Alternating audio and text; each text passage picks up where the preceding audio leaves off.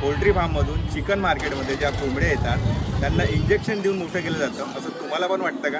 वाटतंय ना? चला मी आज तुम्हाला खरं काय आहे ते सांगतो. मार्केट चिकन आणि ऑर्गॅनिक चिकन हे दोन्ही प्रोटीनचे चांगले सोर्स आहेत. तर जे ऑर्गॅनिक चिकन असतं ते नैसर्गिकरित्या म्हणजे नैसर्गिक फीडवर वाढवलेलं असतं आणि जे मार्केट चिकन असतं ते फास्ट ग्रोन असतं. पण महत्त्वाची गोष्ट अशी आहे की इंडियामध्ये चिकन्सला ग्रोथ हार्मोन स्टेरॉइड देणं हे बॅन आहे. पण चिकनवरती कुठल्याही प्रकारचे आजार येऊ नयेत म्हणून त्यांना अँटीबायोटिक्स दिले जातात. फसाय म्हणून एक गव्हर्नमेंट बॉडी आहे, त्यांनी अँटीबायोटिक्सच्या काही लिमिट सेट केल्या आहे. त्या लिमिटनुसार वेटरनरी डॉक्टर अँटीबायोटिक्सचे डोजेस चिकनला देत असतात. याच्यामुळे चिकन हेल्दी राहते आणि चिकनवरती कुठल्याही प्रकारचे आजार येत नाही. तर प्रॉब्लेम चिकनमध्ये नाही तर चुकीच्या कुकिंग स्टाईलमध्ये आणि अनहायजीन सोर्समध्ये आहे. आणि अँटीबायोटिक्सबद्दल बोलायचं झालं तर कुकिंग दरम्यान आपण चांगल्या पद्धतीने वॉश करून आणि चांगल्या पद्धतीने शिजवून खाल्लं तर त्या अँटीबॉडीजसुद्धा डिनेचर होत असतात. आजपर्यंत असं कुठल्याही स्टडीमध्ये किंवा कुठल्याही रिसर्चमध्ये सांगितलेलं नाही आहे की ब्रॉयलर चिकन खाल्ल्यामुळे तुमच्या शरीराला कुठल्याही प्रकारचं नुकसान होऊ शकते किंवा कुठल्याही प्रकारची तुम्हाला हानी होऊ शकते. तर नॉनव्हेज खाणाऱ्या माझ्या भावांनो टेन्शन घेऊ नका.